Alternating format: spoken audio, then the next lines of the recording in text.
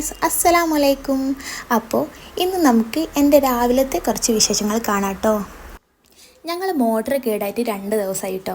അങ്ങനെ എല്ലാ കാര്യങ്ങൾക്കും വെള്ളം കോരിയിട്ട് തന്നെ എടുക്കണം കേട്ടോ.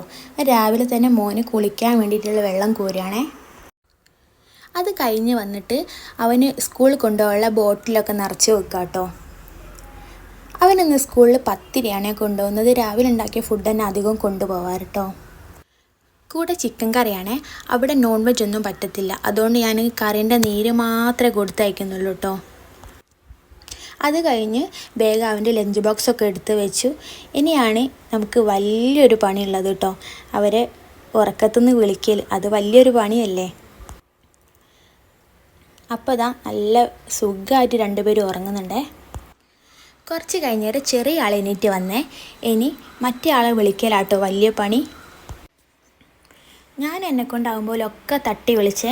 അങ്ങനെ എണീക്കാതെ വന്നപ്പോൾ പിന്നെ എന്നെ എടുത്ത് പുറത്തേക്ക് ഇട്ടിട്ടോ. അതേ നടക്കൂ. അതിൻ്റെ ദേഷ്യത്തിലാട്ടോ ആൾ എന്നോട് പിണങ്ങി നിൽക്കുകയാണേ.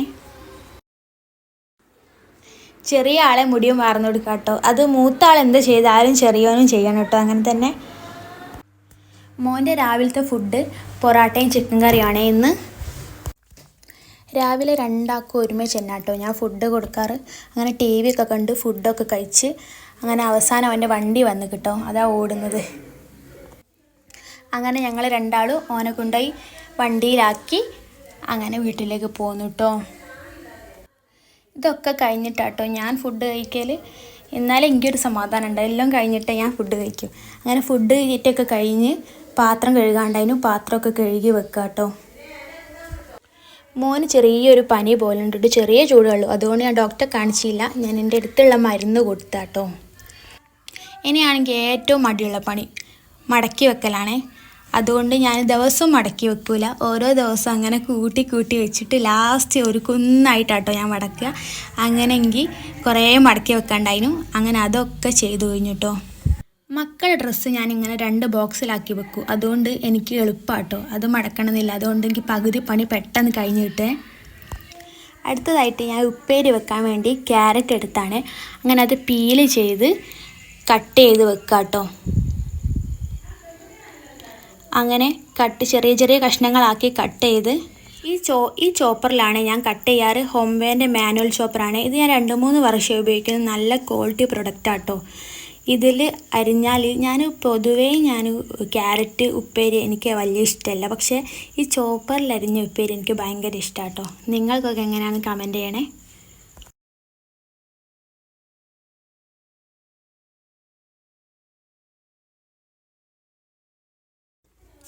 അങ്ങനെ ഞാൻ ഉപ്പേരിക്കൊക്കെ ഉള്ള അരിഞ്ഞിട്ട് വെച്ച് നല്ല സൂപ്പറാക്കി അരിഞ്ഞ് കണ്ടിക്കില്ലേ. നല്ല സൂപ്പറായി അരിഞ്ഞിട്ടോ.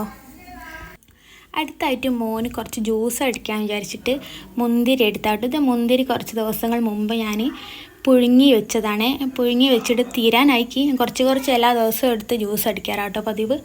അങ്ങനെ കഴിയാനാക്കി അത് ഫുള്ള് എടുത്ത് കുറച്ച് വെള്ളം ഒഴിച്ച് പഞ്ചസാര ഇട്ട് ജ്യൂസ് അടിക്കാം കേട്ടോ. അപ്പോൾ ജ്യൂസൊക്കെ അടിച്ച് കഴിഞ്ഞ് കിട്ടും. അപ്പം ഇന്നേക്ക് ഇത്രയേ ഉള്ളൂ. Love you and by.